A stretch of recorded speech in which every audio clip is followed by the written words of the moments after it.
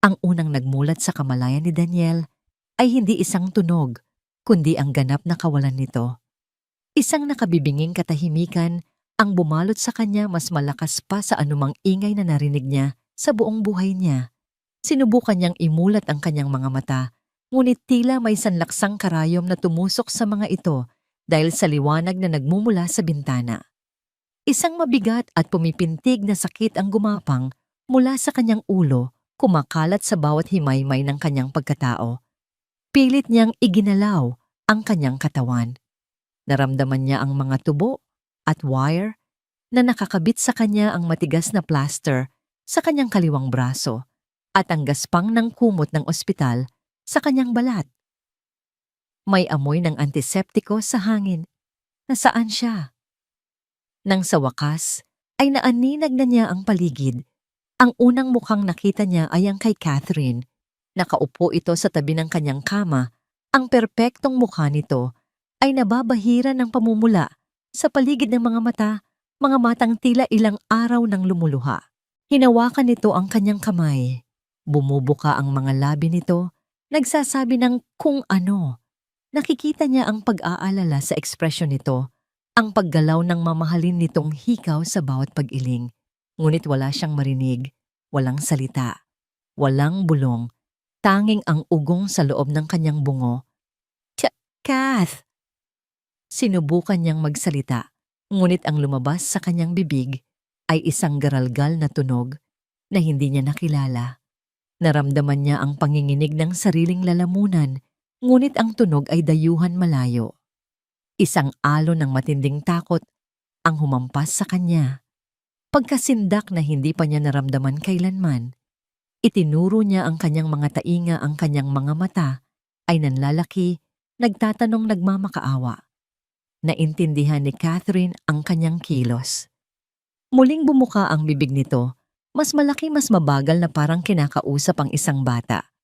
Pero wala pa rin. Puti, blanko, katahimikan. Hinawakan niya ang kanyang ulo na pasabunot sa buhok. Ang sakit at pagkalito ay nag-uunahan sa loob niya. Ang huli niyang natatandaan, ang ulan, ang ilaw, ang sigaw ni Catherine sa telepono. 12 oras lang ang nakalipas, hawak ni Daniel ang mundo sa kanyang mga palad. Nakatayo siya sa Grand Ballroom ng pinakamagarang hotel sa Cebu na papaligiran ng mga pinakamayayamang tao sa Pilipinas. Ang kalansing ng mga kopita ng champagne, ang mahinang tugtog ng isang string quartet, at ang bulungan ng mga usapang pangnegosyo ay musika sa kanyang pandinig. Sa kanyang suot na bespoke suit at Patek Philippe, sa kanyang pulso, siya ang larawan ng kapangyarihan at tagumpay. Congratulations, Daniel! This is a game changer for Cebu's luxury real estate. Bati sa kanya ng isang matandang senador, tinatapik ang kanyang balikat. Ngumiti lang si Daniel, isang nangiting sanay na siya kontrolado. May kumpiyansa, ngunit hindi nagpapakita ng labis na emosyon. Kakapirma lang niya sa kontratang magtatayo ng pinakamalaking luxury resort and villa complex sa buong Visayas. Isang proyektong nagkakahalaga ng bilyon-bilyon. Ito ang korona ng kanyang imperyo. Sa edad na 38, si Daniel Alcaraz ay hindi lang isang pangalan. Isa siyang brand, isang alamat sa industriya. Ang bawat desisyon niya ay nagpapagalaw sa merkado. Ang bawat salita niya ay batas. Habang naglalakad siya palabas ng ballroom patungo sa kanyang Maserati, muli niyang naramdaman ang pamilyar na kaba ng tagumpay. Ito ang nagpapaalab sa kanya. Ang pag-akyat, ang pananalo. Pagsakay niya sa kotse, ang amoy ng Italian leather ay sumalubong sa kanya. Pinaandar niya ang makina at ang ugong nito ay nagbigay ng kakaibang kasiyahan. Habang binabagtas niya ang mahabang coastal highway, ang mga ilaw ng syudad ay kumikinang na parang mga hiyas sa karagatan. Ito ang kanyang kaharian. Noon, tumunog ang kanyang telepono. Sa screen lumitaw ang pangalan Catherine.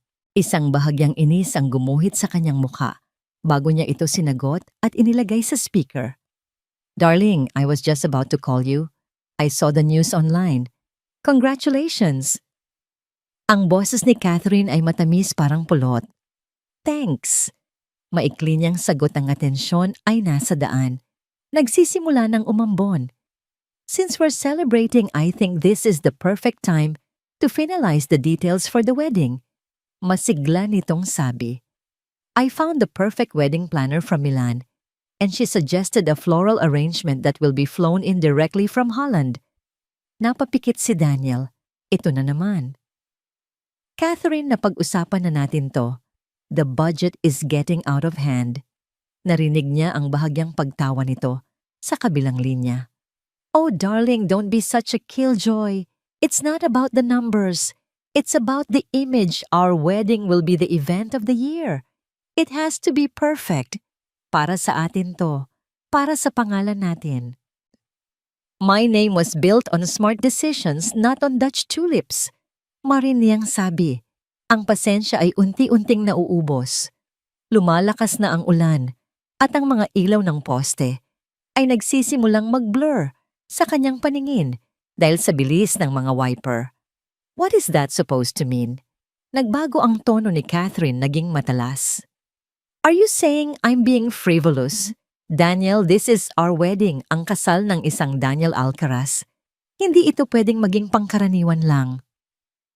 There's a difference between special and insanely extravagant.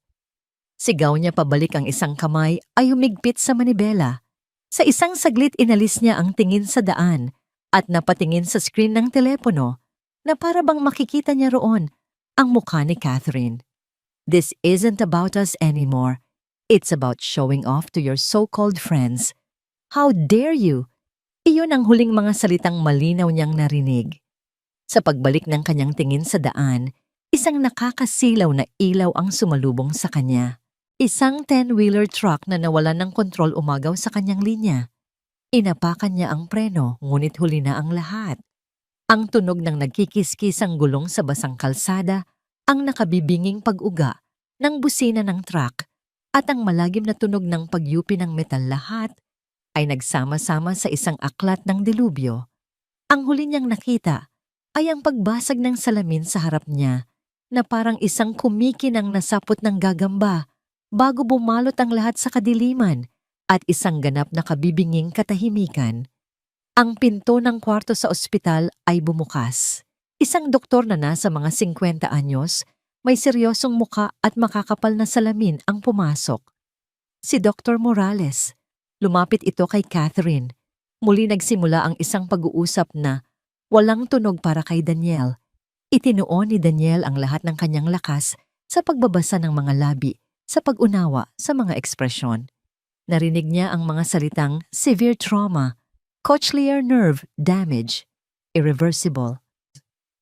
Ang mga salitang medikal ay dayuhan, ngunit ang kahulugan ay malinaw na malinaw. Nakita niya ang dahan-dahang pagkawala ng kulay sa mukha ni Catherine.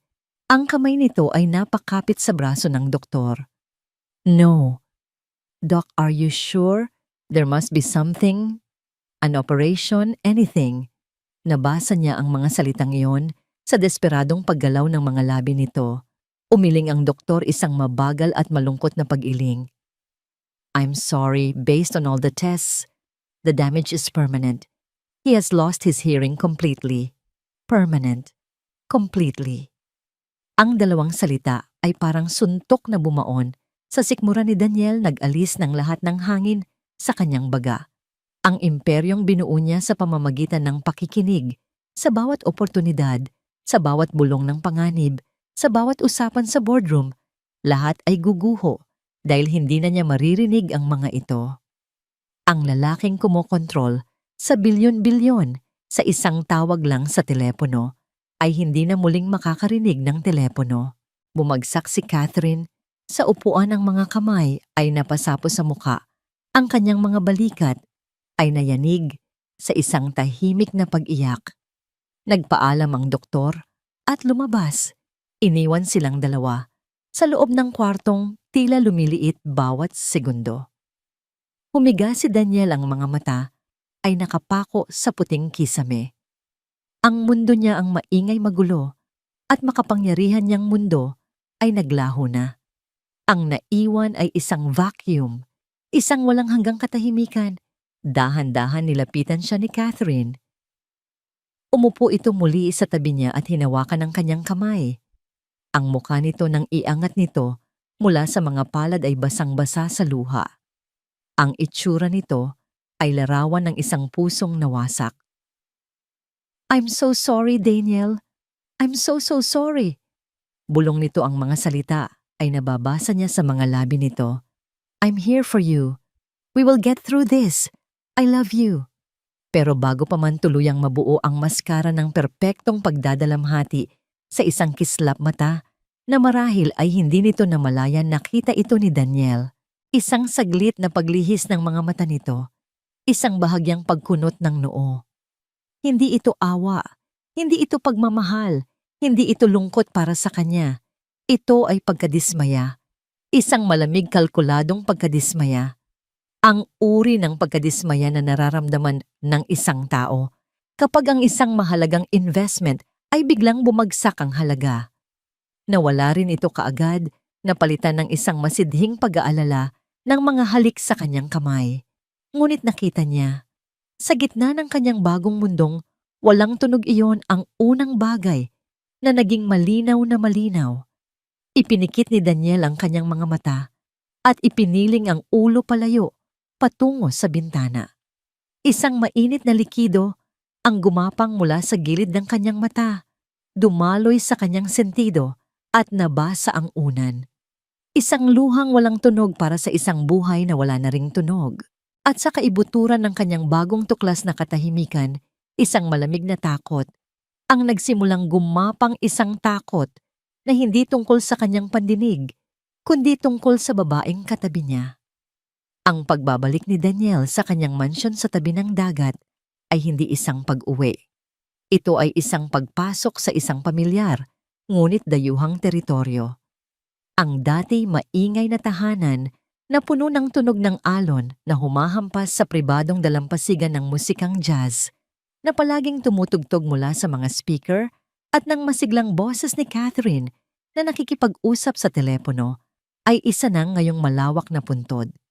Habang itinutulak ang kanyang wheelchair, papasok sa naglalakihang pinto, ang tanging naramdaman niya ay ang malamig na hihip ng aircon at ang nakakasilaw na sikat ng araw na tumatama sa makintab na sahig na gawa sa marmol. Ang kanyang mga salaming pader na dating nagbibigay ng perpektong tanawin ng bughaw na dagat ngayon ay tila mga harang na naghihiwalay sa kanya sa isang mundong hindi na niya maririnig.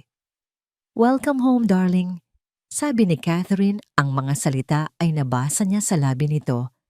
Ang ngiti nito ay perpekto, ang mamahaling bestida nito ay walang gusot, ngunit ang mga kilos nito ay tila rehearsed.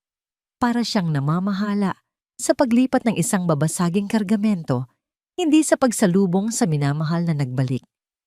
Ang mga sumunod na araw ay naging isang ehersisyo ng pasensya at pagdudusa. Ang bawat umaga ay nagsisimula sa parehong ritual. Gigisingin siya ni Catherine sa pamamagitan ng marahang pagtapik sa kanyang balikat. Sa kanilang malawak na dining area, sa harap ng isang malaking whiteboard na ipinabili ni Catherine, doon sila mag-uusap. Ang mga sulat ni Catherine sa whiteboard ay maikli, walang emosyon, at madalas ay nakasulat sa malalaking letra na para bang ang pagkabingi niya ay nakaapekto rin sa kanyang paningin. "Pirmahan mo itong mga papeles. May meeting ka mamaya sa Zoom. Darating ang mga magulang ko bukas." Pakiramdam ni Daniel ay isa siyang batang pinapagalitan, isang pasanin na kailangang alalayan sa bawat hakbang. Ang lalaking dating nagpapatakbo ng mga board meeting sa isang kumpas lang ng kamay ay kailangan na ngayong umasa sa isang whiteboard para malaman ang kanyang schedule. Ang bawat salita na isinusulat ni Catherine ay isang sampal sa kanyang nawawalang kapangyarihan at dignidad. Mas malala pa ang sitwasyon sa mundo ng negosyo.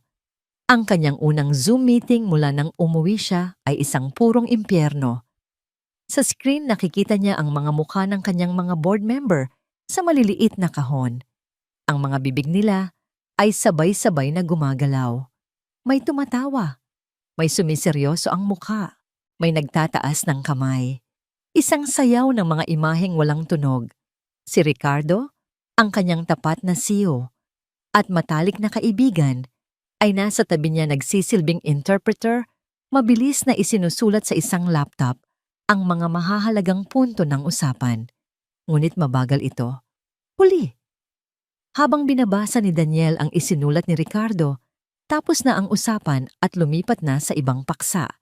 Nakikita niya ang mga nag-aalalang tingin ng kanyang mga kasosyo. Ang mga ngiti ng awa, ang mga sulyapang ipinupukol nila sa isa't isa kapag inaakala nilang hindi siya nakatingin. Dati, kinatatakutan ng kanyang matalas na isip at mabilis na pagdedesisyon. Ngayon, siya ay isang hari sa kanyang trono na hindi na nakakarinig sa kanyang mga nasasakupan. Isa siyang simbolo na unti-unting nawawalan ng kahulugan. Sa gitna ng lumalaking frustrasyon na ito, dumating si Leah. Ipinakilala siya ni Catherine isang hapon. She's the new house help, specifically hired to assist you. Isinulat nito sa whiteboard na may kasamang pag-ikot ng mata na nagsasabing, para hindi na ako ang mahirapan sa'yo. Si Leah ay nasa mga 25 anyos. Payak ang kanyang itsura. Nakasuot ng malinis at plansadong uniforme. Ang kanyang buhok ay nakatali sa isang simpleng bun. Ngunit ang kanyang mga mata doon nagkaroon ng kaibahan. Hindi ito nagpapakita ng awa na siyang palaging nakikita ni Daniel sa mata ng lahat. Ang mga mata ni Leah ay may dalang isang tahimik na pag-unawa, isang kalmadong presensya. Lumapit ito sa kanya at yumuko ng bahagya. Sa halip na gumamit ng malaking whiteboard, naglabas ito ng isang maliit personal na notebook. Ang sulat kamay nito ay malinis at malinaw. Ako po si Leah. Narito po ako para tumulong sa inyo. Ngumiti ito pagkatapos isang tunay na ngiti na umabot sa kanyang mga mata. Tumangulang si Daniel, ngunit sa unang pagkakataon, sa loob ng maraming linggo, nakaramdam siya ng bahagyang paggaan ng loob. Naging malinaw agad ang pagkakaiba ni na Catherine at Leah. Si Catherine ay laging nagmamadali iritable. Ang presensya nito ay maingay kahit sa katahimikan. Ang mga kilos nito ay malalaki at demanding. Si Leah naman ay gumagalaw na parang tubig tahimik mahusay at halos hindi mo mapapansin ngunit palaging naroon kapag kailangan mo. Inaayos ni Leah ang kanyang opisina sa bahay nang hindi niya kailangang utusan. Ang kanyang mga dokumento ay laging nasa tamang pagkakasunod-sunod. Palaging may isang baso ng tubig sa kanyang tabi. Hindi ito nagsusulat para mag-utos. Nagsusulat ito para mag-alok. Gusto niyo po ba ng kape? Sir, maganda po ang sikat ng araw ngayon. Baka gusto niyong maglakad-lakad sa hardin. Ang mga maliliit na sulat na ito na madalas niyang iniiwan sa kanyang mesa ay parang mga munting sinag ng liwanag sa kanyang madilim na mundo. Hindi ito nagtatanong tungkol sa negosyo o sa kanyang kalusugan. Napapansin nito ang mga simpleng bagay, ang panahon, ang mga bulaklak, ang pagbabago ng kulay ng langit. Mga bagay na kinalimutan na ni Daniel na pahalagahan.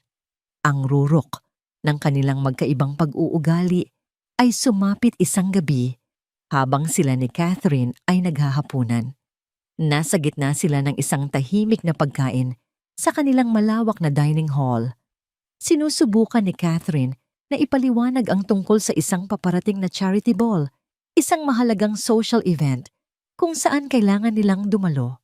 Paulit-ulit nitong isinusulat sa isang papel ang mga pangalan ng mga importanteng tao na makakasalamuhan nila. Hindi naintindihan ni Daniel ang isang pangalan. Itinuro niya ito, kumunot ang kanyang noo. Kinuha ni Catherine ang papel at isinulat muli ang pangalan, mas malaki, mas mariin. Umiling pa rin si Daniel, hindi pamilyar sa apelyido. Sa isang iglap ng matinding pagkayamot, ibinalibag ni Catherine ang ballpen sa mesa. Gumawa ito ng isang matinis na kalansing na hindi narinig ni Daniel, ngunit nakita niya ang marahas na pagtalbog nito bago ito gumulong at nahulog sa sahig. Ayoko na nakakapagod. Nabasa niya ang isinigaw ng mga labi nito, ang mukha nito ay namumula sa galit. Bakit ba ang hirap mong kausapin? Napatitig lang si Daniel, ang puso niya ay tila pinipiga. Ang kahihiyan at sakit ay naghalo. Sa harap niya ang babaeng pakakasalan niya, ay tinitingnan siya na parang isang sirang laruan na ayaw na nitong ayusin. Bago pa man siya makakilos, isang anino ang dumaan sa kanyang gilid. Si Leah. Tahimik nitong pinulot ang ballpen mula sa sahig. Hindi ito tumingin kay Catherine. Sa halip lumapit ito kay Daniel. Kinuha nito ang isa pang malinis na papel mula sa bulsa ng kanyang uniforme. Sa ilalim ng malambot na ilaw ng chandelier, isinulat nito sa malinis at payapang sulat kamay. "Huwag niyo na lang po intindihin, sir. Mas maganda pong pagmasdan ang paglubog ng araw sa dagat." Itinuro nito ang malaking salaming bintana. Napatingin si Daniel. Sa labas ang langit ay nag-aalab sa kulay kahilrosas at lila. Ang araw ay dahan-dahang lumulubog sa abot-tanaw ng karagatan. Isang perpektong tanawin na hindi man lang niya napansin dahil sa tensyon sa loob ng silid. Nang ibalik niya ang tingin kay Leah, nakangiti na naman ito, ang parehong simple at tunay na ngiti. Pagkatapos ay yumuko ito at tahimik na bumalik sa kusina, iniwan ang sulat sa mesa. Tiningnan ni Daniel ang sulat, pagkatapos ay ang ballpen na itinapon ni Catherine na ngayon ay nasa ibabaw na muli ng mesa. Magkatabi ang dalawang bagay, isang simbolo ng galit at pagkasuklam at isang simbolo ng simple at payapang pag-aalaga. Sa sandaling iyon, sa gitna ng nakabibinging katahimikan ng kanyang buhay, isang kakatwang init ang gumapang sa dibdib ni Daniel. Isang init na hindi nagmula sa mamahaling pagkain sa kanyang plato o sa karangyaan ng kanyang tahanan. Ito ay ang init ng isang simpleng kabaitan na nagmumula sa isang estranghero. At sa loob ng maraming buwan iyon, ang unang pagkakataon na naramdaman niyang hindi siya ganap na nag-iisa. Lumipas ang 6 na buwan na parang isang mahabang panaginip, isang panaginip na walang tunog. Nasanay na si Daniel sa kanyang bagong mundo. Ang kanyang mga mata na ang nagsisilbing kanyang tainga. Natuto siyang unawain ang mga hindi sinasabi, ang mabilis na pag-iwas ng tingin, ang pilit ng ngiti, ang bahagyang panginginig ng kamay. Ang kanyang mansyon ay naging isang teatro ng pagkukunwari, kung saan ang bawat tao ay may ginagampanang papel. Ang papel ni Catherine ay ang sa isang martir na kasintahan. Sa harap ng publiko sa mga social event na pilit siyang isinasama, siya ang perpektong imahe ng isang babaeng tapat na nag-aalaga. Hinahawakan niya ang braso ni Daniel, bumubulong sa kanyang tainga, kahit alam niyang wala siyang maririnig, at matiyagang nagsusulat sa isang eleganteng maliit na notepad para isali siya sa usapan. Ngunit kapag sila na lang ang maskara, ay nalalaglag. Ang kanyang mga pag-aalaga ay nagiging mga utos na nakasulat sa whiteboard. Madalas na siyang nawawala sa bahay, palaging may dahilan: lunch with friends, charity committee meeting, spa day. Mga paalam na isinusulat niya sa salamin ng banyo gamit ang lipstick bago umalis, habang si Daniel ay nagkukunwaring tulog pa. Ang papel naman ni Leah ay nanatiling simple, ang tahimik na anino na nagbibigay ng kaayusan sa bahay. Ngunit para kay Daniel, si Leah ay higit pa roon. Siya ang kanyang kalendaryo, ang kanyang orasan, ang kanyang bintana sa labas. Siya ang nagpapaalala sa kanya ng mga schedule ng gamot, ang nag-aayos ng kanyang mga libro ayon sa gusto niya. At higit sa lahat, siya ang nagbibigay sa kanya ng mga maliliit na sandali ng normalidad. Isang hapon, habang nagbabasa si Daniel sa kanyang study, nakita niya si Leah sa hardin sa pamamagitan ng salaming pader. May kausap ito sa telepono. Hindi ito nakatingin sa direksyon niya. Nakita niya ang pag-aalala sa mukha nito, ang paraan ng pagkagat nito sa ibabang labi. Maya-maya nakita niyang tumalikod ito at ang mga balikat nito ay nagsimulang mayanig. Umiiyak ito. Tahimik na umiiyak. Isang kuryosidad ang pumukaw kay Daniel. Sino ang kausap nito? Anong problema nito? Sa unang pagkakataon, ninais niyang marinig ang isang pag-uusap. Ninais niyang malaman ang kwento sa likod ng mga luhang iyon. Ang babaeng palaging nagbibigay ng kapanatagan sa kanya ay may sarili palang binubuhat na pasanin. Nang bumalik si Leah sa loob, ang mga mata nito ay bahagyang namumugto, ngunit pilit itong ngumiti nang makita siya. Walang sinabi si Daniel, ngunit itinatak niya sa kanyang isipan ang nakita. Kinagabihan ng tensyon sa pagitan ni Daniel at Catherine ay umabot sa bagong antas. "We need to talk." Isinulat ni Catherine sa whiteboard. Ang dulo ng marker ay halos bumaon sa sobrang diin. Tumango si Daniel. "My parents are asking. Our friends are asking." Patuloy nito. "Kailan natin itutuloy ang kasal? It's been 6 months. People are starting to talk." Tiningnan siya ni Daniel, ang kanyang mga mata ay blanko. Kasal. Sa gitna ng lahat ng ito, sa gitna ng kanilang malamig na samahan. "I know it's hard for you right now." Isinulat ni Catherine, bahagyang lumambot ang pagkakasulat. "But this will be good for us. It will show everyone that we are strong, that we can overcome this, that you are still in control." Ngunit hindi iyon ang nabasa ni Daniel. Ang nabasa niya sa pagitan ng mga salita ay, "Kailangan nating ituloy ang kasal para masigurado ang pera at posisyon ko. Kailangan nating ipakita sa lahat na wala pa ring nagbago." Bago pa man siya makasagot, pumasok si Ricardo sa study. Ang mukha nito ay may dalang kakaibang sigla, isang bagay na matagal nang hindi nakikita ni Daniel. "Daniel, may maganda akong balita," sabi nito, habang mabilis na nagtatype sa tablet na dala-dala para mabasa ni Daniel. "May nakausap akong espesyalista sa Singapore, isang pioneer sa isang bagong uri ng cochlear implant surgery. Very advanced, very experimental, pero mataas ang success rate." Nabigla si Daniel. Singapore. Operasyon, pag-asa, mga salitang matagal na niyang ibinaon. Ano ang sinasabi niya? Tanong ni Catherine kay Ricardo. Ang boses ay puno ng iritasyon dahil hindi siya kasali sa usapan. May posibilidad na makarinig ulit si Daniel. Sagot ni Ricardo saka muling nag-type. Para kay Daniel, "It's a 60% success rate, pare. But it's risky and expensive, very expensive." Hindi pinansin ni Daniel ang huling dalawang salita. 60%. Sa mundong wala ng kasiguraduhan, ang 60% ay parang 100% na. Isang kislap ng liwanag sa dulo ng isang napakahabang lagusan. "No." Mabilis na sabi ni Catherine, ang boses nito ay matigas. Napatingin sa kanya ang dalawang lalaki. Napansin ni Catherine na hindi siya naiintindihan ni Daniel, kaya kinuha niya ang marker at nagsulat sa whiteboard sa malalaking letra. "Too risky, too expensive. Paano kung hindi gumana? Sayang lang." Napako ang tingin ni Daniel sa mga salitang yon. Sayang lang. Ang kanyang pagkakataong muling makarinig ay isang sayang para dito. Ang kanyang pag-asa ay isang masamang investment. Ang kanyang kaluluwa ay tila sinampal.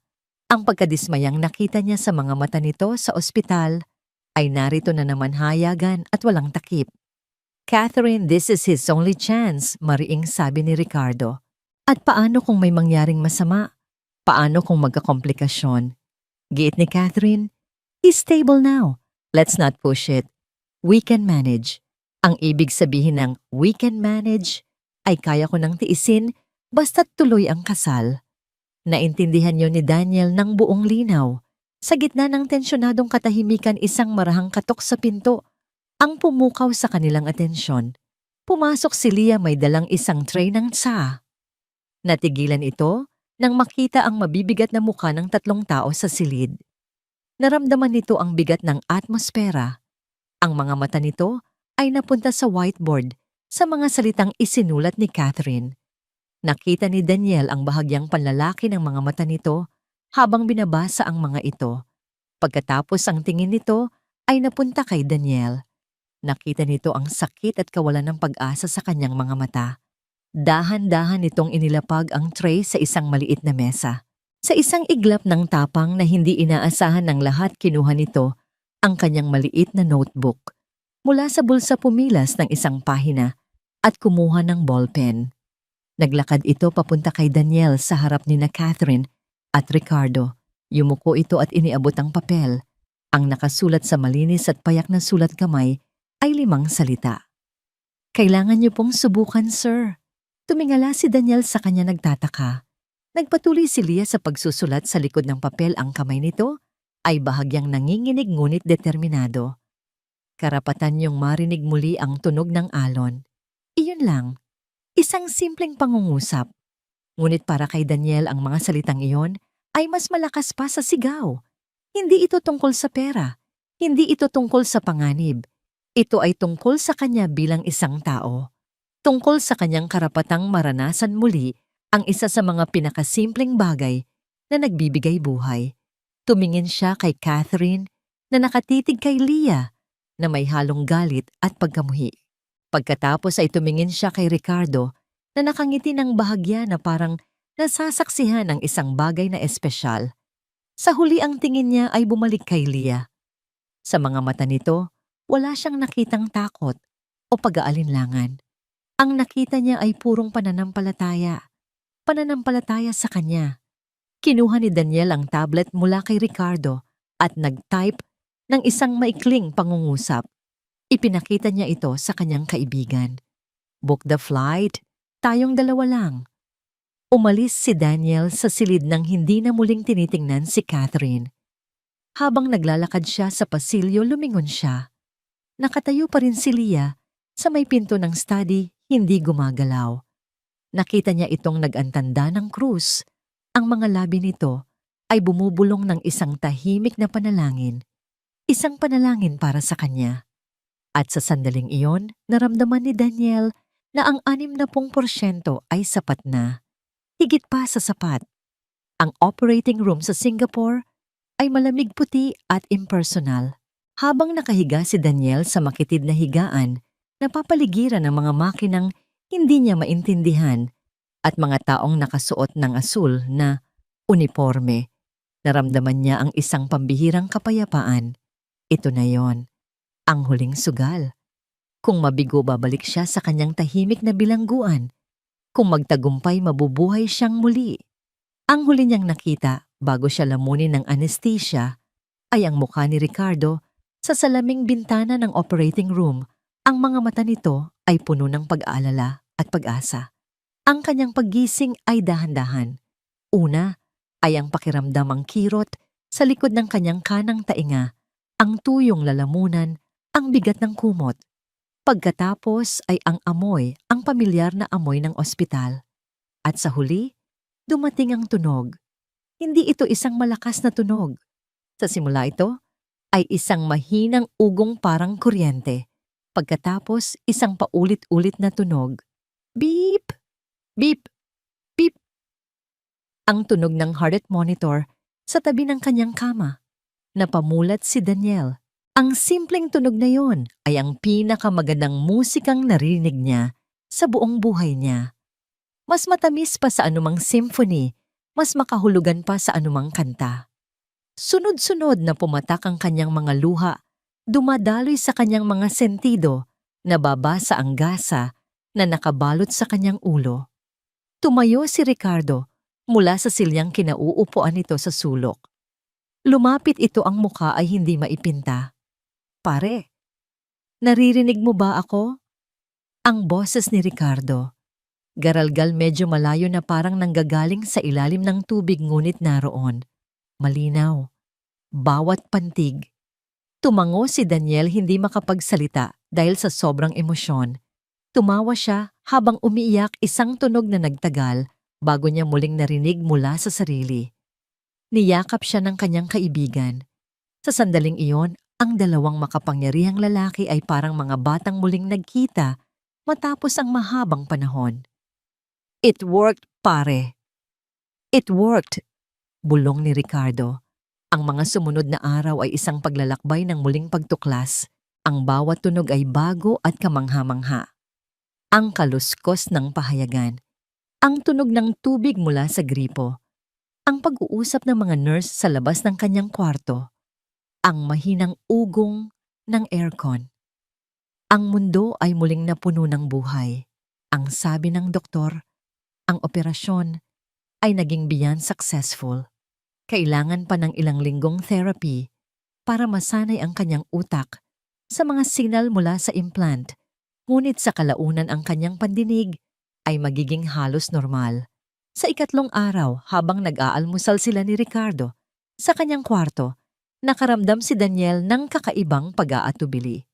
Ricardo, sabi niya ang sariling boses, ay medyo dayuhan pa sa kanyang pandinig. Huwag muna nating sasabihin kahit kanino.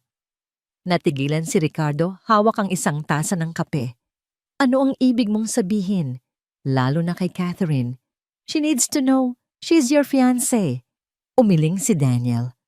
Ang alaala ng mukha ni Catherine, ang mga salitang nakasulat sa whiteboard, too risky, too expensive, ay sariwa pa sa kanyang isipan. Ang pagkadismaya, ang pagtutol. 6 na buwan, pare. Mahina niyang sabi. Sa loob ng 6 na buwan para akong salamin, nakikita ko ang refleksyon ng lahat ng tao sa paligid ko. Ang awa, ang pagkainis, ang pagmamalasakit na pilit. Ngayon may pagkakataon akong marinig ang sinasabi nila kapag akala nila hindi ako nakikinig. Naintindihan ni Ricardo ang ibig niyang sabihin. Ang matalas na isip ni Daniel bilang negosyante ay muling gumagana, ngunit ngayon, hindi negosyo ang pinag-uusapan. Ito ay isang bagay na mas personal. Gusto kong malaman kung sino ang tunay. Pagpapatuloy ni Daniel ang boses ay mas matatag na. Gusto kong malaman kung ang mga luha ni Catherine sa ospital ay totoo. Gusto kong malaman kung bakit siya tutol sa operasyong ito. At sandali siyang natigilan, gusto kong malaman kung bakit isang simpleng good luck na sulat mula kay Leah ay mas naramdaman ko kaysa sa lahat ng mamahaling regalo ni Catherine. Bumuntong hininga si Ricardo. Daniel, this is a dangerous game. Masasaktan ka lang. Mas masakit ang mabuhay sa isang kasinungalingan. Sagot ni Daniel, I need to do this for my own peace of mind. Magpapanggap akong bigo ang operasyon. Ikaw lang ang makakaalam ng totoo. Please pare, I need you on this. Matagal na tinitigan ni Ricardo ang kanyang kaibigan. Nakita niya ang determinasyon sa mga mata nito, ang parehong determinasyong nagtayo ng kanilang kumpanya mula sa wala. Tumango ito ng dahan-dahan. Okay, I'm with you. Pero mag-iingat ka. Ang kanilang pagbabalik sa Cebu ay ang unang yugto ng kanilang plano. Sumalubong sa kanila si Catherine sa airport. Mula sa malayo nakita na siya ni Daniel. Perpekto ang pagkakaayos ng buhok, suot ang isang mamahaling puting bestida na katago ang mga mata sa likod ng malalaking sunglasses. Habang papalapit sila, tinanggal nito ang salamin. Ang mukha nito ay maingat na inihanda para magpakita ng kalungkutan. Nakita ni Daniel ang bahagyang pagbagsak ng mga balikat nito, ang simpatikong pagngiwi ng mga labi. Isang perpektong pag-arte. Nang makalapit si Ricardo, umiling ito nang bahagya kay Catherine, isang senyas na napagkasunduan na nila. I'm so sorry, Catherine. Sabi ni Ricardo, ang boses ay malungkot. It didn't work. The doctor said, there's nothing more they can do. Niyakap ni Catherine si Daniel. Oh, darling. I'm so sorry. Bulong nito ang mga salitang nababasa ni Daniel sa mga labi nito. Naramdaman niya ang init ng katawan nito, ang pabango nitong amoy bulaklak. Ngunit ang yakap ay tila walang laman, isang obligasyon. Habang magkayakap sila, ang mukha ni Catherine ay nasa ibabaw ng balikat ni Daniel, nakaharap kay Ricardo. Hindi nito alam na ang mikropono sa loob ng tainga ni Daniel ay gumagana ng perpekto. Narinig niya ang mahinang buntong hininga nito, isang tunog ng pagod at pagkadismaya. Pagkatapos tumalikod si Catherine na para bang kukuha ng panyo sa kanyang bag, inilabas nito ang kanyang telepono. Sa pag-aakalang si Daniel ay nasa likod niya abala sa pagupo sa wheelchair na inihanda at si Ricardo ay kausap ang airport staff, nagsimula itong mag-dial. Itinapat nito ang telepono sa bibig. Ang boses ay isang pabulong na halos hindi maririnig. Kung ikaw ay may normal na pandinig. Dad, narinig ni Daniel ang boses ni Catherine, malinaw matalas at walang bahid ng kalungkutan. It's me. Isang saglit na katahimikan. Bigo. The operation failed. Sabi nito ang boses ay malamig at businesslike. Oo, sayang ang pera. Pero hindi ito ang oras para dyan. Huminto ito nakikinig sa kabilang linya. Hindi mariin itong sabi. We proceed with Plan B. Kailangan nating bilisan ang kasal bago pa siya magbago ng isip o may iba pang mangyari. This is our only window. I'll handle him. Just prepare the papers. Pinatay nito ang tawag. Huminga ito ng malalim at nang humarap itong muli kay Daniel, ang mukha nito ay muling nabalot ng maskara ng isang nag-aalalang kasintahan. Ngumiti ito ng malungkot at lumuhod sa harap ng kanyang wheelchair. Let's go home, darling, sabi nito, hinahaplos ang kanyang pisngi. I'll take care of you. Nakatitig lang si Daniel. Sa kauna-unahang pagkakataon, narinig niya ang katotohanan. At ang tunog nito ay mas malamig pa sa bakal. Nagsimula na ang kanyang laro. At ngayon, alam na niya ang mga patakaran. Ang mansyon na dating isang tahimik na bilangguan para kay Daniel ay naging isang teatro ng mga bulong. Ang kanyang pagpapanggap bilang bingi ay naging kanyang pinakamalakas na sandata. Ang mga taong dati mo maingat sa kanilang sinasabi sa paligid niya ay malaya nang nag-uusap sa pag-aakalang ang kanilang mga salita ay nawawala sa hangin. Ngunit naririnig niya ang lahat. Ang bawat umaga ay nagsisimula sa parehong kasinungalingan. Gigisingin siya ni Catherine sa pamamagitan ng paghalik sa kanyang noo. Ngunit ang naririnig ni Daniel ay ang buntong hininga ng pagkainis nito bago pa man dumampi ang mga labi nito sa kanyang balat. Maghahanda ito ng almusal, ngunit naririnig niya ang pagbulong nito sa sarili sa kusina. Kailan ba matatapos to? Ang mga pag-uusap ni Catherine sa telepono ang naging pinakamalinaw na bintana sa tunay nitong pagkatao. Madalas kapag si Daniel ay nasa kanyang study, nagkukunwaring abala sa pagbabasa ng mga ulat, sa pananalapi si Catherine ay maglalakad-lakad sa terrace. Sa labas, ang salaming pinto ay bahagyang nakaawang. Akala nito, ligtas siya. Isang hapon narinig niya itong kausap ang ama nito, si Andres. Dad, I'm trying. Sabi ni Catherine, ang boses ay iritado. Pero hindi madali. He's distant. Parang laging may iniisip. Hindi ko na nga alam kung paano siya aakitin para pumayag na sa petsa ng kasal. Isang saglit na katahimikan. Ano no? Hindi ko gagawin yan. Bulalas ni Catherine. Hindi ako magpapabuntis para lang itali siya. That's barbaric. Muli katahimikan. Alam ko na ito na lang ang pag-asa ng kumpanya. Mas mahina na ang boses nito, puno ng pag-aatubili. Pero, God, Dad, give me some time, I'll find a way, a cleaner way. Napakuyom si Daniel ng kanyang kamao sa ilalim ng mesa, plano B, ang kasal. At ngayon mayroon pa palang mas desperadong hakbang. Hindi na lang pera ang habol ng mga ito. Gusto nilang angkinin ang buong hinaharap niya sa pamamagitan ng isang anak. Ang pag-iisip pa lang ay nagdulot sa kanya ng matinding pagkasuklam. Sa kabilang banda, ang mundo ni Leah ay nagbigay ng ibang uri ng tunog. Kapag naglilinis ito ng bahay, madalas itong kumakanta. Mga luma-malumanay na kundiman. Ang boses nito ay hindi perpekto, ngunit puno ito ng damdamin, isang purong tunog na nagbibigay ng kakaibang kapayapaan sa malamig na mansyon. Ang mga awit ay tungkol sa pag-ibig, pangungulila at pag-asa, mga damdaming tila nawala na sa bahay na yon. Minsan, narinig niya itong kausap ang ina nito sa telepono habang nagdidilig ng mga halaman sa hardin. Nay, opo. Ayos lang po ako dito. Sabi ni Leah, ang boses ay masigla at malambing. Kumusta po ang pakiramdam niyo? Naiinom niyo po ba ang gamot sa tamang oras?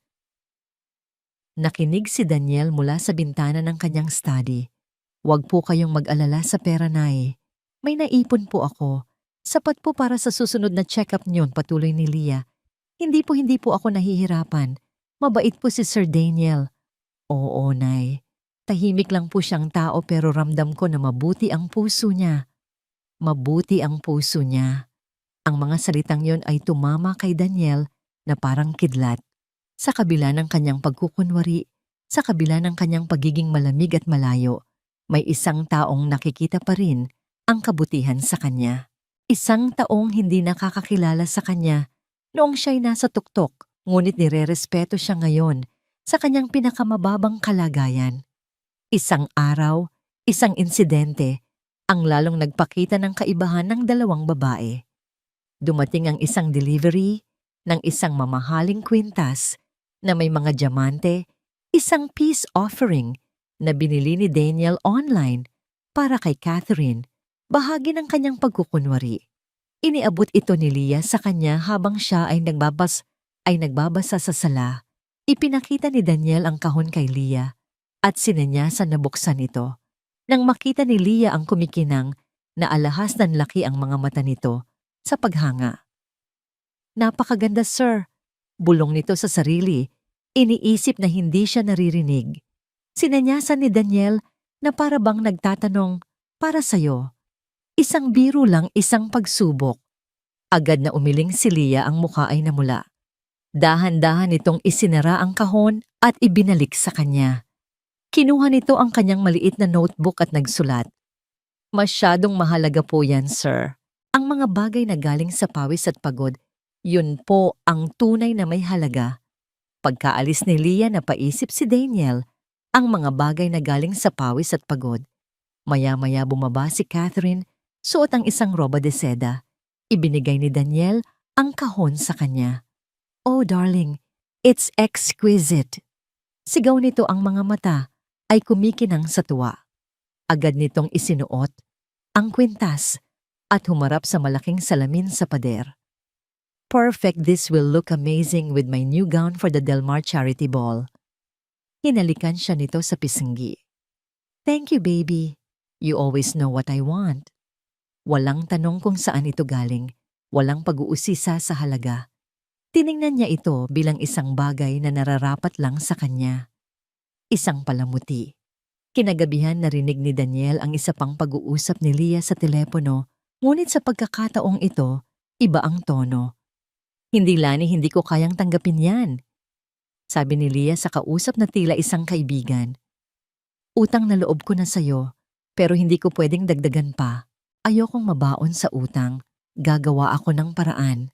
May binanggit tungkol sa operasyon at ospital. Naintindihan ni Daniel na ang pera para sa ina nito ang pinag-uusapan. Kaya ko to, sabi ni Leah sa huli, ang boses ay nanginginig ngunit determinado. Kakayanin ko. Magdo-double shift ako kung kailangan, basta't gumaling lang si nanay. Pagkababa ng telepono, narinig ni Daniel ang isang mahinang hikbi.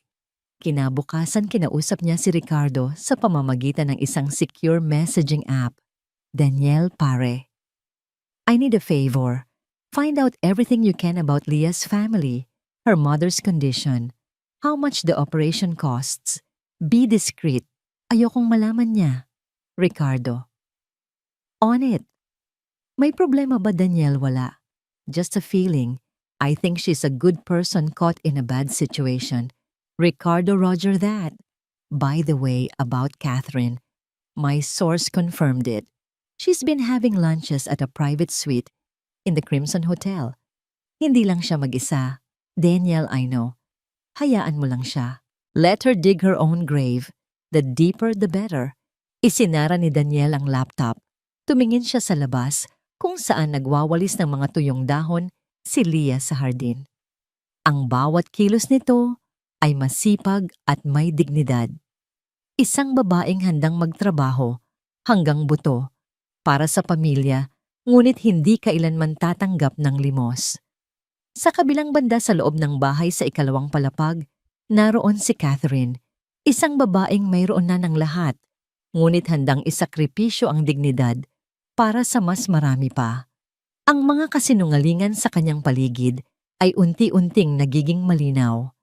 At sa gitna ng lahat ng ito, napagtanto ni Daniel na ang tanging tunog ng katotohanan sa kanyang buhay ay nagmumula sa mga pabulong na kanta at tahimik na panalangin ng babaeng pinakasimple sa lahat. Ang pagtataksil ay may iba't ibang anyo. Minsan ito ay isang bulong sa telepono, isang kasinungalingan na binitawan sa likuran mo. Ngunit ang pinakamasakit na uri ng pagtataksil ay ang isinasampal sa iyong mukhahayagan, walang kahihiyan at may kasamang ngiti. Ito ang natuklasan ni Daniel sa isang gabing hindi niya malilimutan. Darling, isinulat ni Catherine sa whiteboard isang hapon, ang sulat nito ay masaya at elegante. May bisita tayo para sa hapunan mamaya. Isang business associate. Gusto raw niyang tumulong sa pagpapatakbo ng kumpanya habang nagpapagaling ka. I think it's a wonderful idea. Itinaas ni Daniel ang kanyang kilay, nagkukunwaring nagtatanong. Victor Serrano, isinulat ni Catherine at sa isang kislap mata, nakita ni Daniel ang isang kakaibang kislap sa mga mata nito. Isang kislap ng pananabik at tagumpay. Victor Serrano. Ang pangalan ay parang kulog sa pandinig ni Daniel. Ang kanyang pinakamalaking karibal sa industriya. Isang ahas na matagal nang nag-aabang na matuklaw siya. At ngayon, ipinapasok ni Catherine ang ahas sa sarili niyang pugad. Hindi sumagot si Daniel. Tumangulang siya na parang walang alam, ngunit sa loob niya isang malamig na galit ang nagsimulang umakyat mula sa kanyang sikmura. Ang laro ay umabot na sa bagong antas. Pagdating ng gabi ang hapagkainan ay inihanda na parang para sa isang hari. Ang pinakamahusay na kubyertos mga kandilang may pabango at isang mamahaling bote ng alak ang nakahain. Dumating si Victor suot ang isang mamahaling suit, ang buhok ay perpektong nakaayos at may dalang isang ngiting puno ng pagkukunwari. Daniel, my friend, it's so good to see you. Sabi ni Victor, ang boses ay malakas at puno ng pekeng simpatya. Lumapit ito at tinapik ang kanyang balikat. I heard about what happened. I'm so sorry. Umupo si Daniel sa kabisera ng mesa. Si Catherine ay umupo sa kanyang kanan at si Victor sa paanyaya ni Catherine ay umupo sa kanyang kaliwa. Nasa gitna siya ng dalawang traidor. Ang perpektong entablado, nagsimula ang hapunan. Para sa isang tagalabas ito ay isang tahimik na pagkain. Para kay Daniel ito ay isang walang katapusang pagpapahirap. He looks good, doesn't he? Sabi ni Catherine kay Victor, ang boses ay parang pulot. The silence suits him, makes him look potic. Tumawa si Victor. Or just empty. Mahirap sigurong isipin na ang lalaking ito ay dating kinatatakutan sa boardroom. Ngayon hindi niya marinig kung pinagtatawanan na natin siya. Napahigpit ang hawak ni Daniel sa kanyang tinidor sa ilalim ng mesa. Pinilit niyang panatilihing kalmado ang kanyang mukha na katuon sa pagkain na parabang wala siyang kamalay-malay. Don't be mean, saway ni Catherine, ngunit may halong pagbibiro. He's still the man I'm going to marry. Of course, sabi ni Victor, at narinig ni Daniel ang tunog ng pagdampi ng sapatos nito sa sapatos ni Catherine sa ilalim ng mesa. And I'm sure you'll be a very satisfied wife. Ang kanilang usapan ay nagpatuloy puno ng mga patagong pangaakit at tahasang pangiinsulto kay Daniel. Pinag-usapan nila ang kanyang mga kahinaan sa negosyo, ang mga proyektong maaari nilang hawakan para sa kanya. Sa bawat salita parang unti-unting hinihiwa ang pagkatao ni Daniel piraso, bawat piraso. Kailangan niyang gamitin ang lahat ng kanyang lakas para hindi tumayo at suntukin ang pagmumukha ni Victor. Nang si Leah ay pumasok para maghain ng dessert, naramdaman ni Daniel ang pagbabago sa atmospera. Ang nangiti ni Leah ay laging naroon, ngunit ang mga mata nito ay matalas.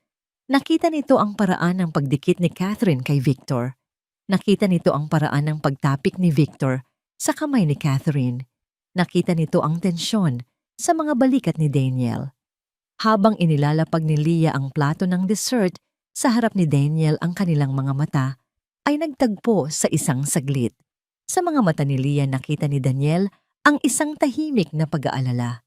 Isang tanong. Ayos lang po ba kayo, sir? Tumango lang siya nang bahagya isang halos hindi mapansing kilos. Nang matapos ang hapunan nagpaalam si Victor. I'll walk you out. Alok ni Catherine kumakapit sa braso ni Victor na parang linta. Nagpaiwan si Daniel sa kanyang study, ang pinto ay bahagyang nakaawang. Naglakad sila papunta sa hardin. Ang mahinang ilaw mula sa mga poste sa labas ay lumikha ng mga anino, ngunit ang tunog ay malinaw na malinaw. I can't believe how brave you are staying with him, sabi ni Victor. I have no choice for now, sagot ni Catherine.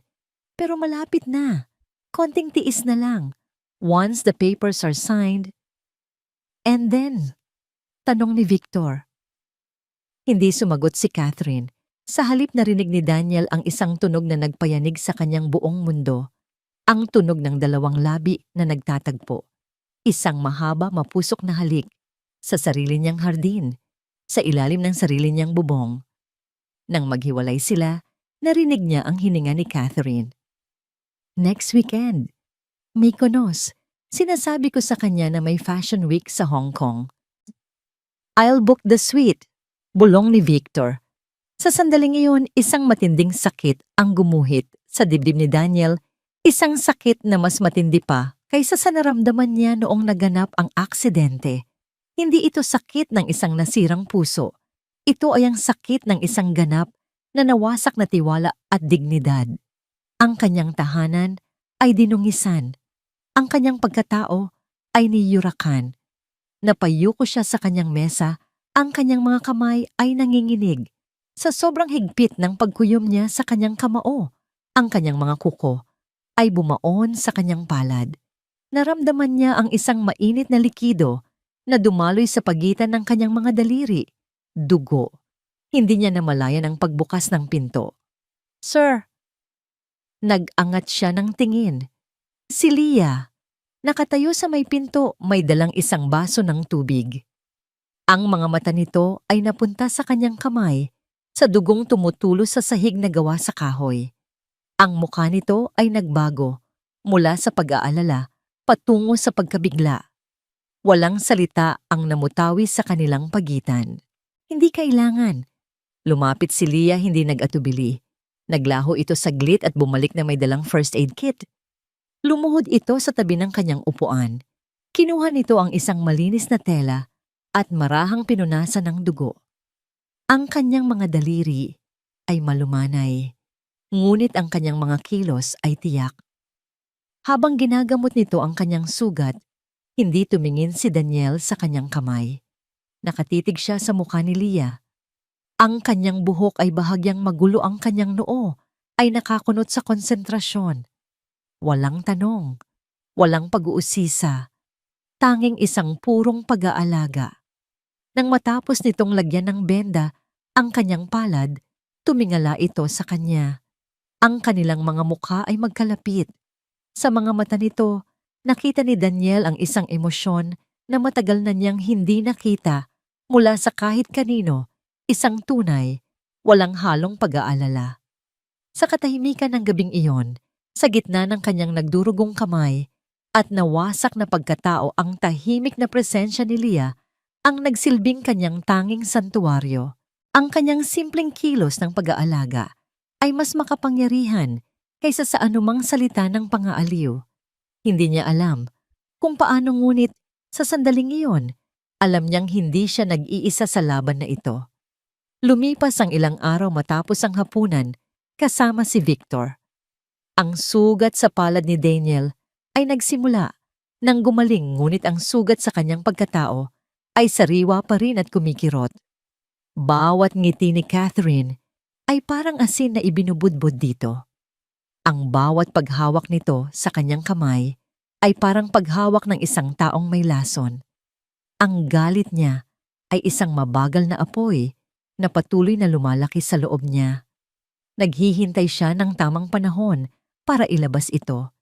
Isang pagkakataon para ibagsak ang lahat ng kasinungalingan sa isang iglap. Ngunit hindi pa ito ang oras, kailangan niyang magtiis. Ang pagkakataon ay dumating sa isang paraang hindi niya inaasahan. Isang maaliwalas na Huwebes ng hapon, nagpatawag si Catherine ng isang emergency tea party sa kanilang mansyon. Ang kanyang mga bisita, ang kanyang pinakamatalik na mga kaibigan, ang mga reyna ng alta sosyedad ng Cebu. Mga babaeng ang halaga ay sinusukat sa karats ng kanilang mga alahas at sa yaman ng kanilang mga asawa. Si Daniel ay nasa kanyang study, nakatabi lang ng sala kung saan gaganapin ang pagtitipon. Sadyang iniwan niyang bahagyang nakaawang ang pinto. Gusto niyang marinig ang kanilang mga pinag-uusapan. Gusto niyang malaman kung gaano kalalim ang lason sa kanyang paligid.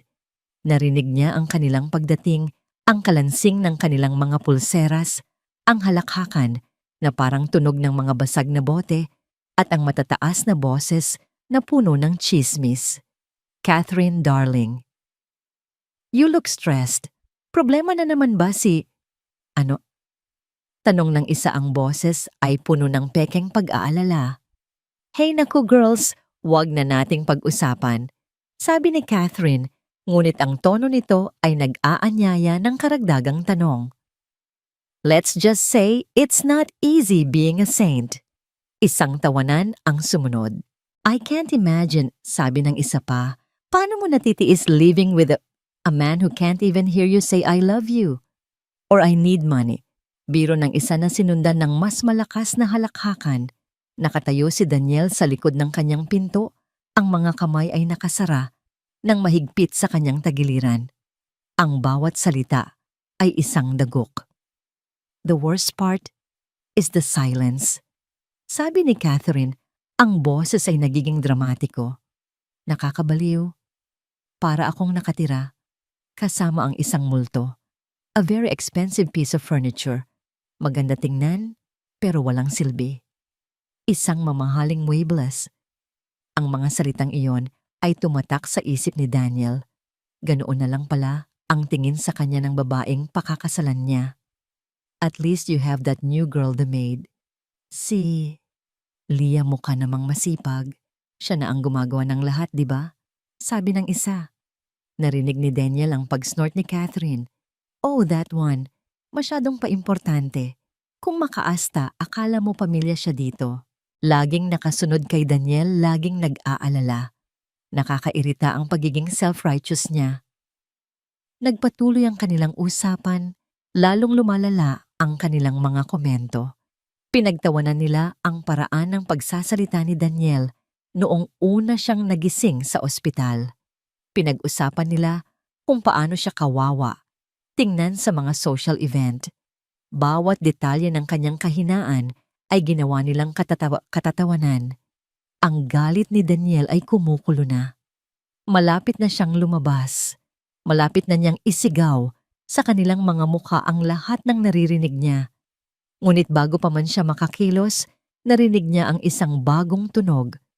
Ang marahang tunog ng isang tray na inilalapag sa mesa. Si Leah, papasok para maghain ng tsa at mga cake.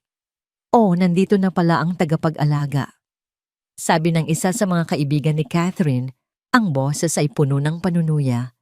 Leah, be a dear, and pour us some more tea. Utos ni Catherine, hindi man lang tinitingnan si Leah. Narinig ni Daniel ang pagbuhos ng tsa. Tahimik, walang imik. You know, Catherine, sabi ng isa sa mga babae, tinitingnan si Leah mula ulo hanggang paa.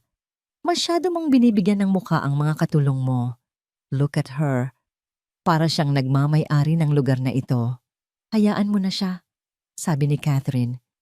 Probisyana. They're all the same. They think being quiet is a sign of nobility. Nakakatawa. Sa sandaling iyon ang apoy sa loob ni Daniel ay sumabog. Hindi na niya kaya. Hindi niya kayang marinig na pati si Leah ang tanging taong nagpakita sa kanya ng tunay na kabaitan ay dinadamay sa kanilang kabulukan.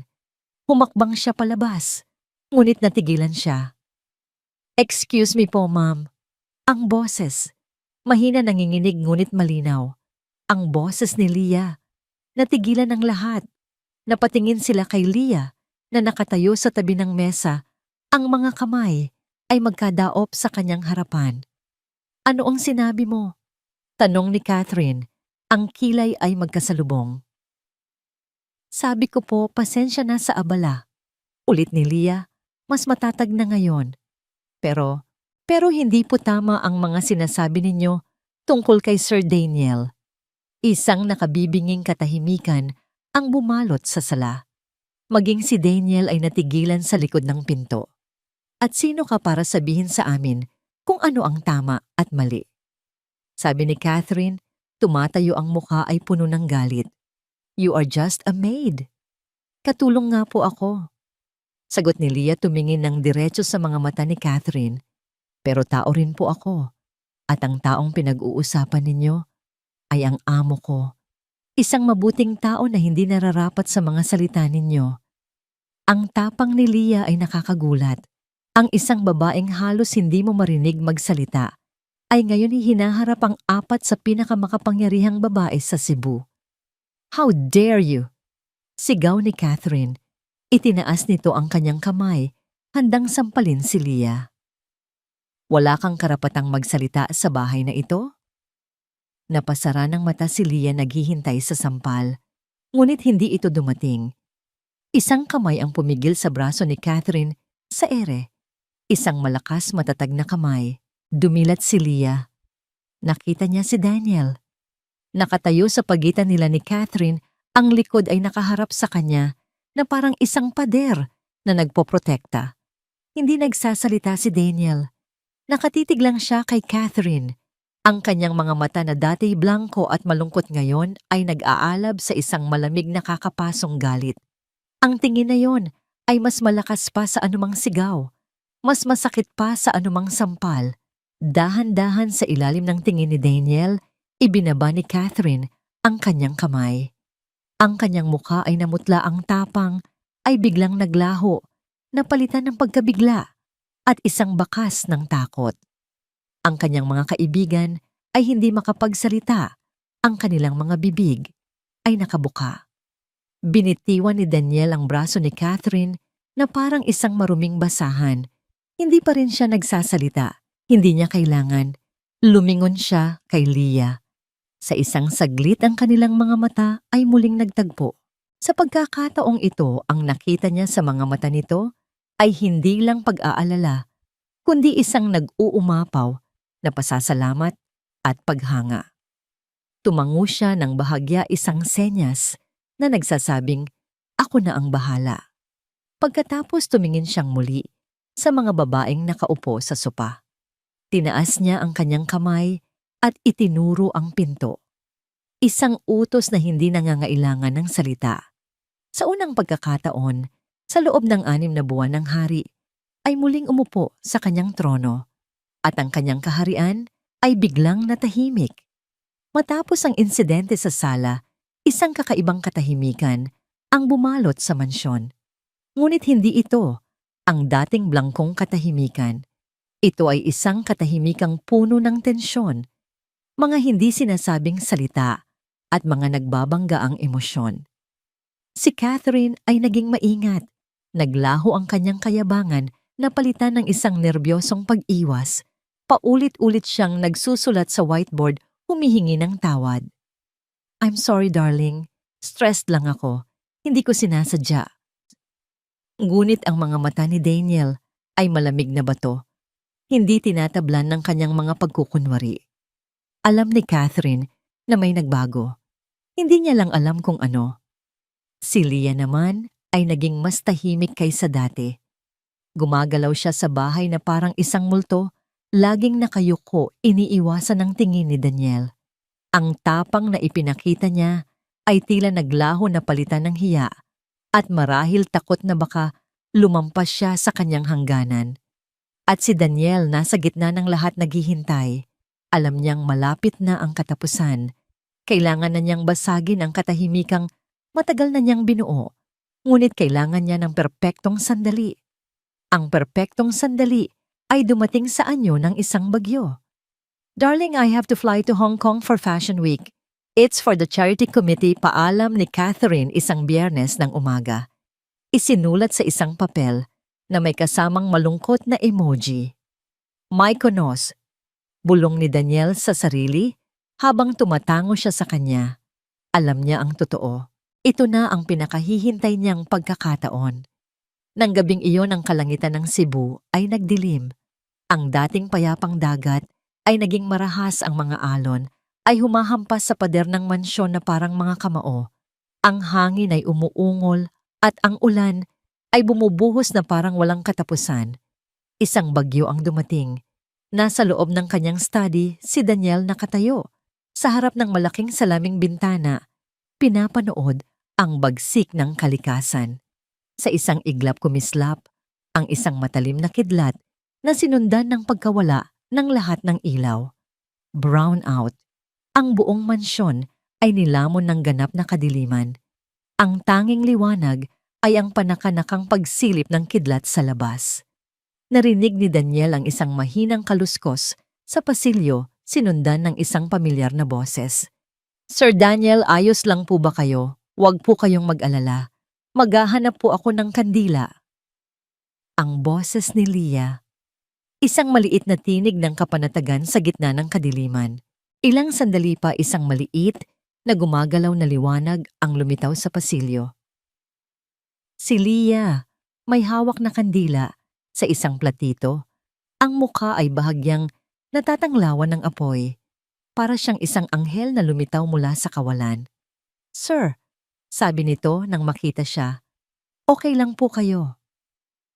Hindi ito isang tanong kundi isang pag-a-assure. Lumapit ito at inilapag ang kandila sa kanyang mesa.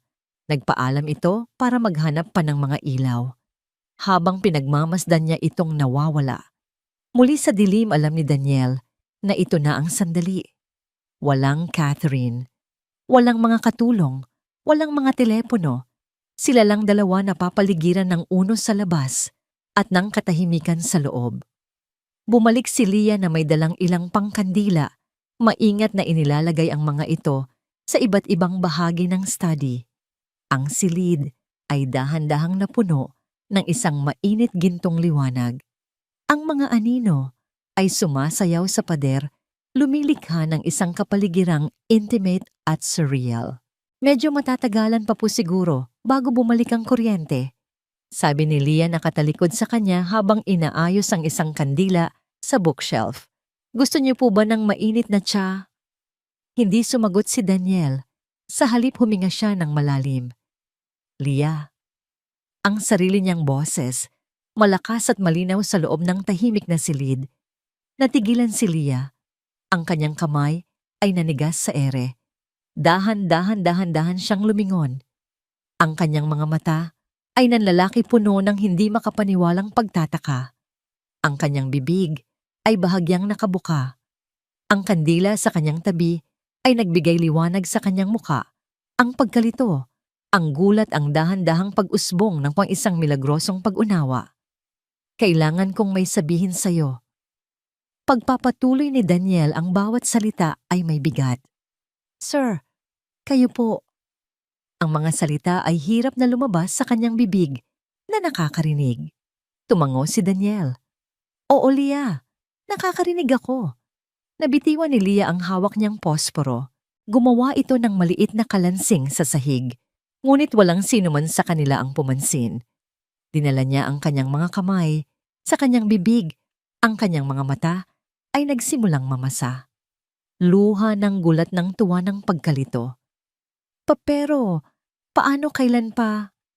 Matagal na, sagot ni Daniel, humakbang palapit sa kanya.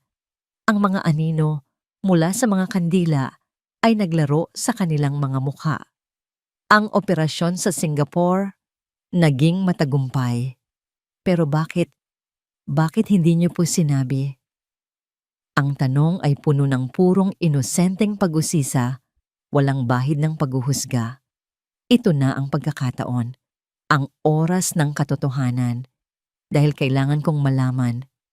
Sabi ni Daniel, ang boses niya ay bumaba, naging mas personal. Kailangan kong malaman kung sino ang totoo sa paligid ko. Sa mundo ng katahimikan, mas malinaw kong nakita ang mga tao. Pero nang bumalik ang pandinig ko, mas malinaw kong narinig ang kanilang mga kaluluwa. Lumunok si Leah, na iintindihan ang bigat ng kanyang mga sinasabi. Narinig ko si Catherine. Pagpapatuloy ni Daniel, ang sakit ay bakas sa kanyang boses. Narinig ko ang mga plano niya, ang mga kasinungalingan niya. Narinig ko kung paano niya ako tawaging mamahaling muebles. Narinig ko ang paghalik niya sa ibang lalaki, sa hardin ko mismo. Sa bawat revelasyon, isang luha ang dumadaloy sa pisngi ni Leah. Luha ng awa at galit para sa kanya. Ngunit sa gitna ng lahat ng kasinungalingan na yon, sabi ni Daniel, lalo pang lumapit hanggang sa halos magkadikit na sila, may narinig akong isang bagay na totoo. Tumingala si Leah sa kanya, ang mga mata ay kumikinang sa liwanag ng kandila. Narinig kitang kumanta habang naglilinis. Sabi ni Daniel, isang bahagyang nangiti ang sumilay sa kanyang labi.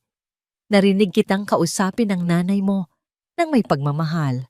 Narinig kitang ipagtanggol ako noong araw na yon, kahit alam mong maaaring ikapahamak mo. Sa aking peking mundo ng katahimikan, Leah, ang boses mo, ang puso mo, ang tanging bagay na naging totoo. Hinawakan niya ang kamay ni Leah. Malamig ito at nanginginig. Leah, bulong niya, ang kanyang boses ay puno ng emosyon na matagal na niyang kinimkim.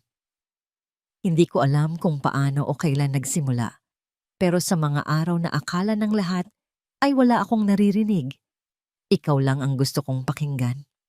Sa mga araw na akala ko ay bulag ako, sa katotohanan, ikaw ang nagpamulat sa akin. Ang mga luha ni Leah ay tuloy-tuloy nang dumadaloy. Sir Daniel, ako po ay isang... Shhh, sabi ni Daniel, inilagay ang kanyang hintuturo sa mga labi nito. Hindi mahalaga kung ano ka. Ang mahalaga ay kung sino ka. At para sa akin, ikaw ang pinakamatapang, pinakamabuti at pinakamagandang babaeng nakilala ko. Sa labas, isang malakas na kulog ang yumanig sa buong bahay.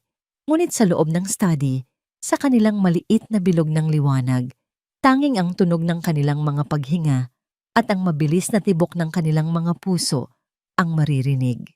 Sa mundong puno ng ingay at kasinungalingan, pagpapatuloy ni Daniel, ang kanyang mga mata ay hindi bumibitaw sa mga mata ni Leah.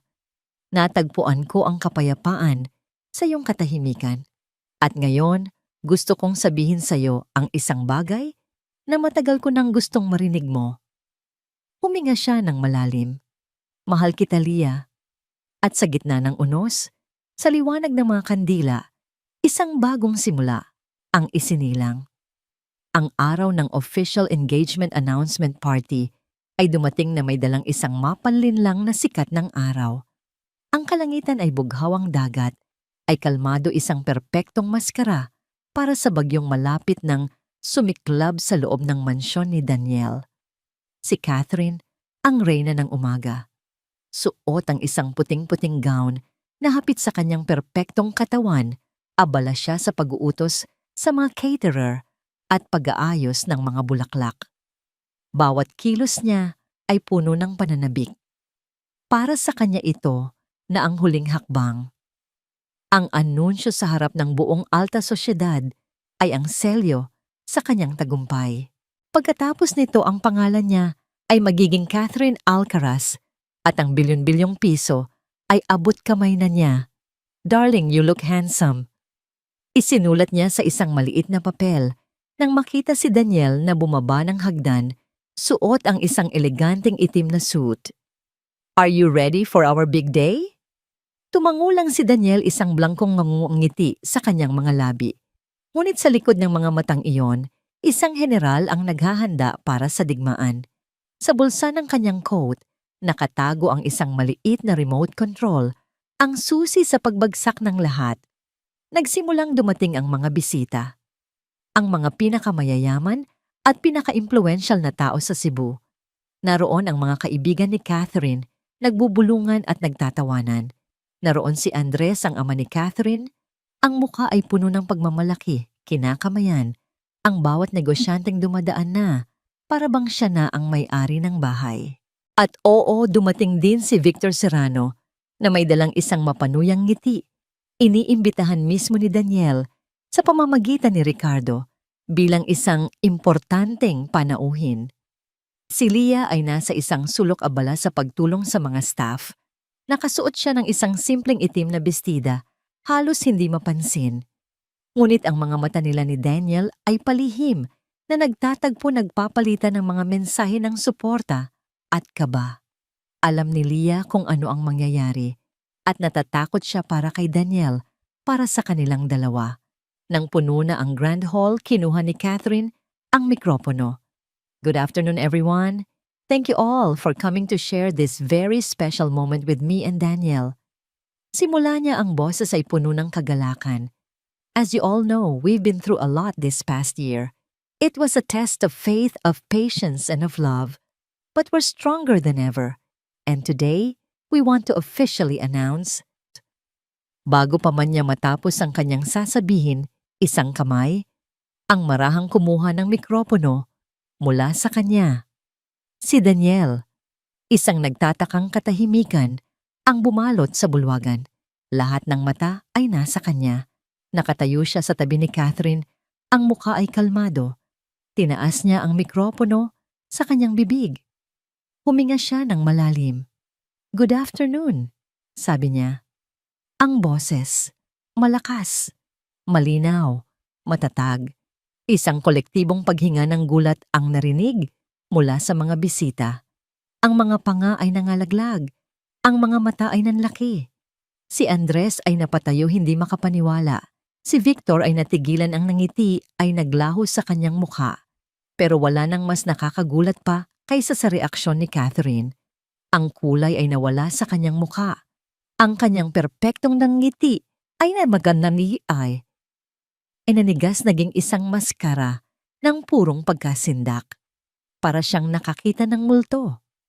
As my fiancé was saying, pagpapatuloy ni Daniel, ang boses ay malamig na parang yelo.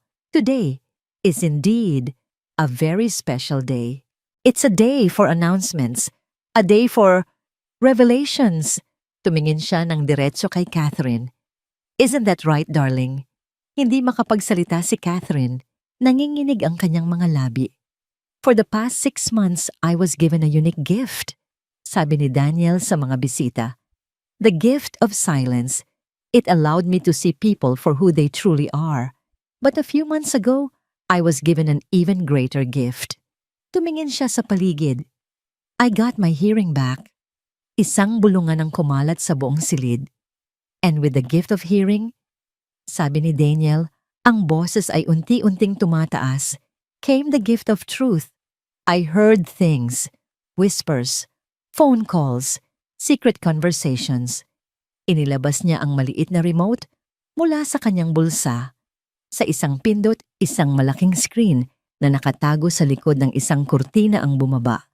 Sa isa pang pindot, isang tunog ang umalingaw-ngaw sa mga speaker na nakapalibot sa hall. "Recording bigo, the operation failed. We proceed with Plan B. Kailangan nating bilisan ang kasal." Ang boses ni Catherine, malinaw na malinaw. Sumunod ang boses ng ama niya, si Andres. Recording, "Hindi ako magpapabuntis para lang itali siya.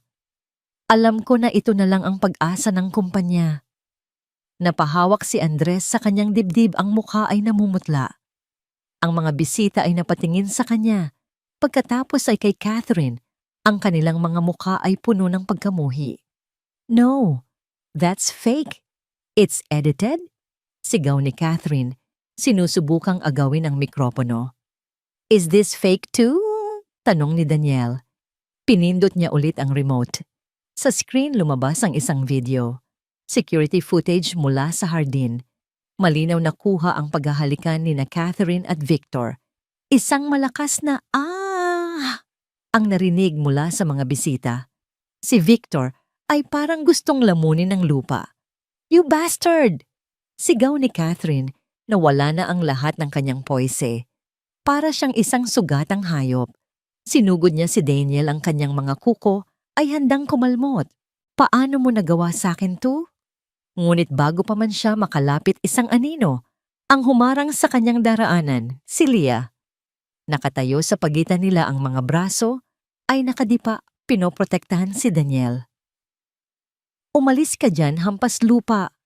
Sigaw ni Catherine ang lason ay tumutulo sa kanyang boses. You're just a maid. Sa sandaling iyon, isang bagay ang pumitik sa loob ni Daniel. Kinuha niya ang pinakamalapit na kupitan ng red wine mula sa isang mesa. Sa isang mabilis na kilos, ibinuhos niya ang buong laman nito sa puting-puting gown ni Catherine.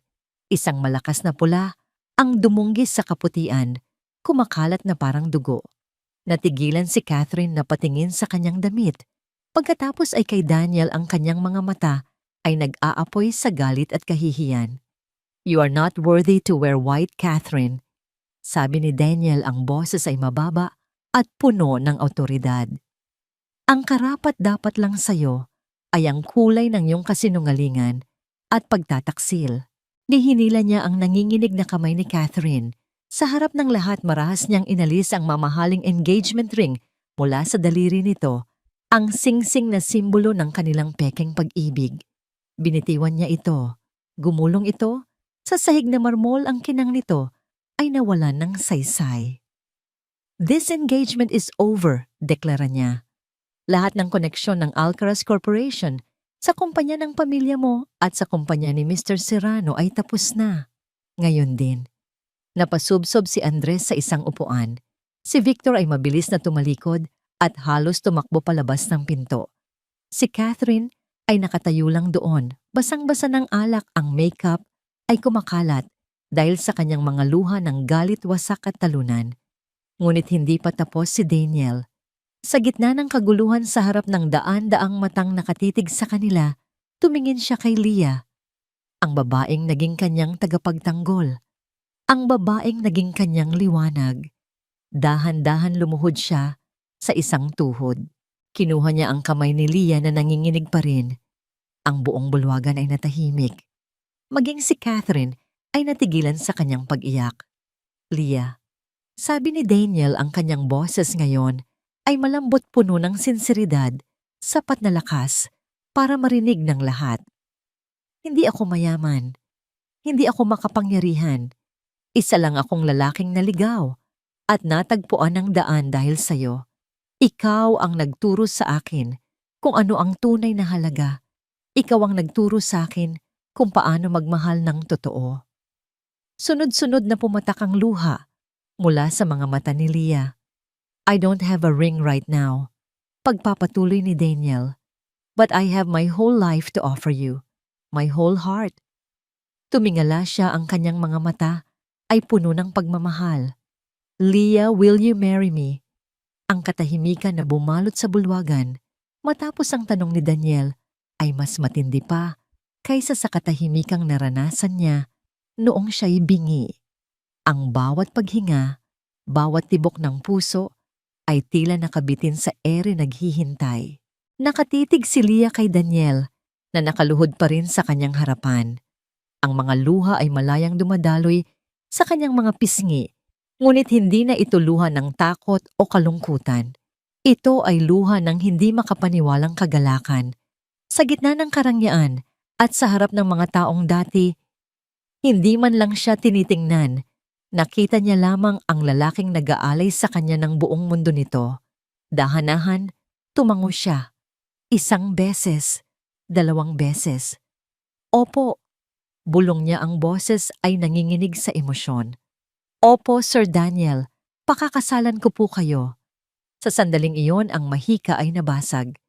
Isang malakas na palakpakan ang malingaw-ngaw pinangunahan ni Ricardo na may malaking ngiti sa kanyang mukha. Ilan sa mga bisita, ang mga tunay na kaibigan ni Daniel, ay sumunod ang kanilang mga mukha ay puno ng paghanga sa nasaksihang katapangan at tunay na pag-ibig. Tumayo si Daniel at niyakap si Leah ng mahigpit. Sa gitna ng palakpakan at bulungan, ibinulong niya sa tainga nito. Hindi na Sir Daniel, Daniel na lang. Sa isang sulok si Catherine ay tahimik na tumalikod. Ang kanyang puting gown na may mantsa ng alak ay parang bandera ng kanyang pagkatalo. Walang luhang awa, walang simpatya.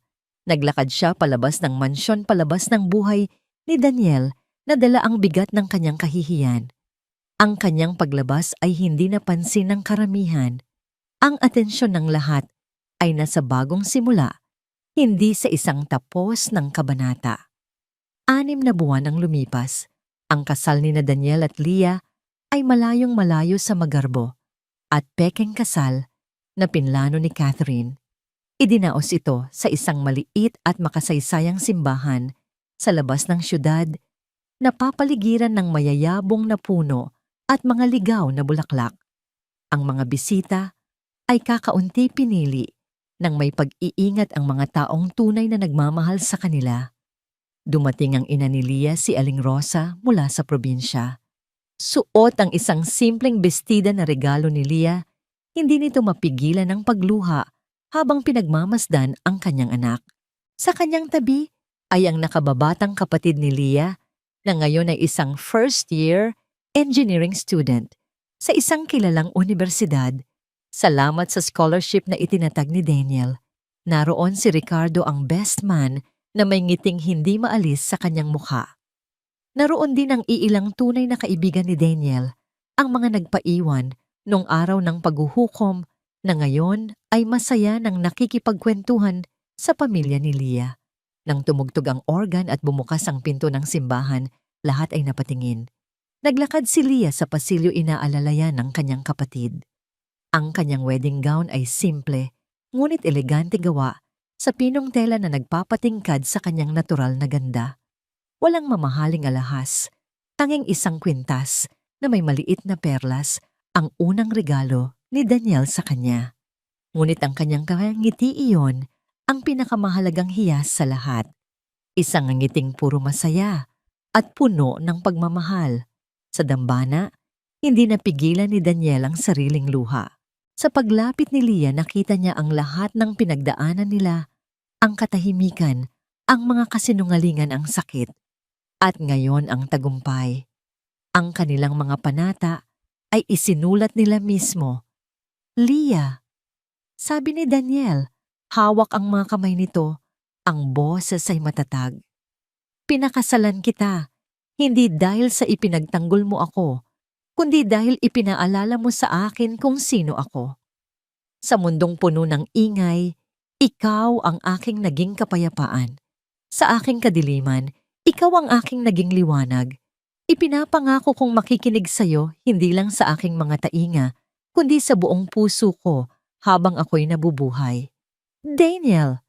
Sagot ni Leah, ang boses ay puno ng emosyon. Dumating ako sa bahay mo bilang isang katulong, ngunit tinuruan mo akong mangarap muli. Ipinakita mo sa akin na ang pag-ibig ay hindi namimili ng estado sa buhay. Ipinapangako kong aalagaan ang puso mo, gaya ng pag-aalaga mo sa akin, sa hirap at sa ginhawa. Nang sila'y idineklarang mag-asawa, ang kanilang halik ay sinilyuhan, hindi lang ng palakpakan, kundi ng isang pakiramdam ng kaganapan na ramdam ng lahat sa loob ng maliit na simbahan. Ang reception ay ginanap sa hardin ng mansyon, ang parehong hardin kung saan narinig ni Daniel ang mga kasinungalingan, ngunit siya ring hardin na inalagaan ni Leah ng may pagmamahal. Ngayon ito ay puno ng mga ilaw, tawanan at musikang Pilipino. Sa gitna ng kasiyahan, tumayo si Daniel para magbigay ng isang anunsyo. 1 taon na ang nakalipas na wala ang aking pandinig. Simula niya hawak ang kamay ng kanyang asawa. Akala ko yun na ang katapusan, ngunit iyon pala ang simula ng aking tunay na buhay. Dahil doon, natagpuan ko ang babaeng ito. Tumingin siya kay Leah ng may pagmamahal. At ngayon, may isa pa kaming biyaya na nais naming ibahagi sa inyo. Ngumiti si Leah at marahang hinaplos ang kanyang tiyan. Magiging mga magulang na kami. Masayang anunsyo ni Daniel. Isang pagsabog ng tuwa ang pumuno sa hardin. Niyakap ni Aling Rosa ang kanyang anak, parehong umiiyak sa galak. Si Ricardo ay nagtaas ng kanyang kopita, sumisigaw ng cheers. Habang papalubog ang araw, dinala ni Daniel si Leah sa balkonahe kung saan matatanaw ang kumikinang na dagat. Ang parehong tanawin na minsan ay naging simbolo ng kanyang kalungkutan at pag-iisa. Naalala mo ba ang isinulat mo sa akin noon? Tanong ni Daniel. Ngumiti si Leah. Ang alin po? Ang alin doon? Karapatan niyong marinig muli ang tunog ng alon. Bulong ni Daniel. Niyakap niya ito mula sa likuran, ang kanyang mga kamay ay nakapatong sa sinapupunan nito. Mali ka, mahal ko. Hindi tunog ng alon ang pinakamahalaga. Ipinatong ni Leah ang kanyang mga kamay sa ibabaw ng mga kamay ni Daniel. Ang pinakamahalagang tunog sa buong mundo.